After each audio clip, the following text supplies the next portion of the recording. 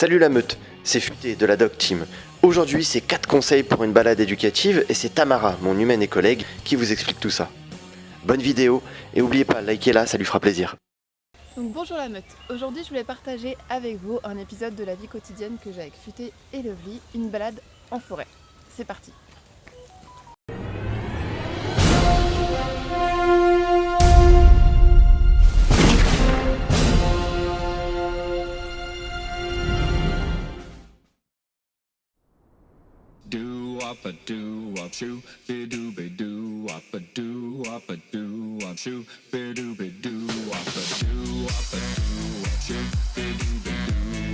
Pour l'instant, Futé et Lovely, je les ai lâchés. Je sais que je suis sur un endroit qui est sécurisé, il n'y a pas de route, il n'y a pas de voiture.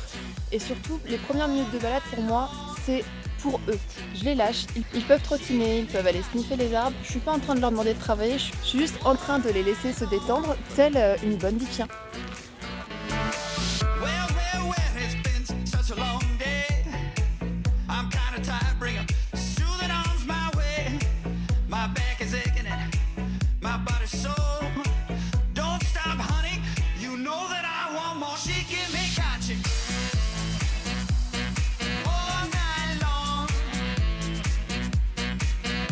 Oui, je suis un peu dégoûtée parce que à un moment il faudra repartir dans la voiture, mais en même temps je sais qu'elle aime ça, je sais que ça lui fait plaisir, comme vous pouvez le voir.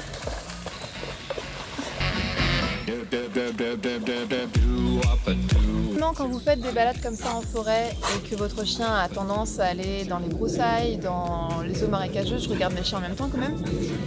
Bien évidemment, tout le temps et systématiquement, quand vous rentrez, vous dépouillez, vous regardez s'il n'y a pas d'éthique, vous regardez...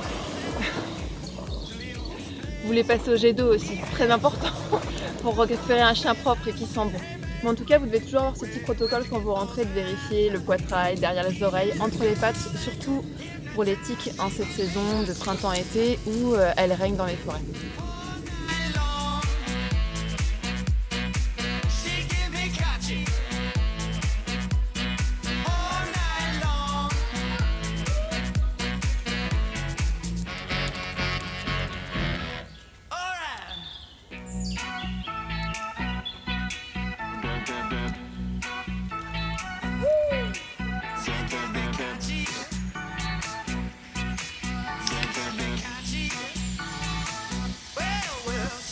Donc là, ce que vous avez pu voir sur les images au fur et à mesure de la balade, c'est que je commence à travailler mes rappels, surtout avec Lovely.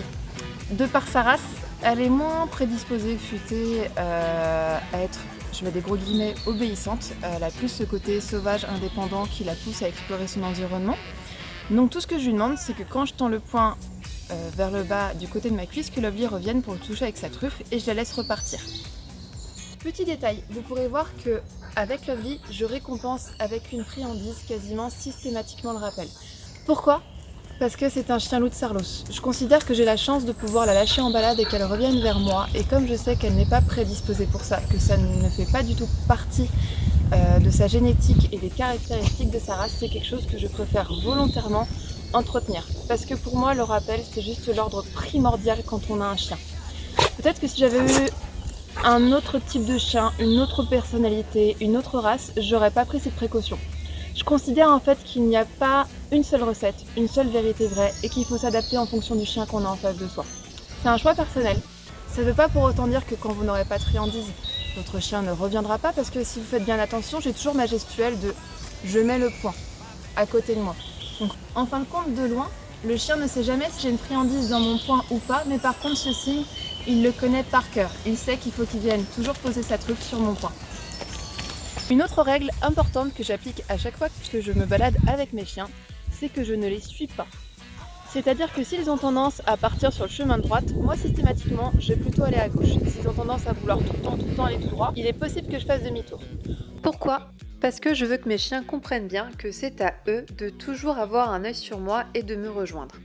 Après tout, j'ai quand même mon rôle de leader à tenir et c'est à eux de me suivre et à moi de leur montrer le chemin de la balade. Donc là par exemple, mes chiens sont sur le chemin de droite et je vais changer de direction, leur tourner le dos et partir. Si tout se passe bien, ils devraient me suivre. On va tester la méthode.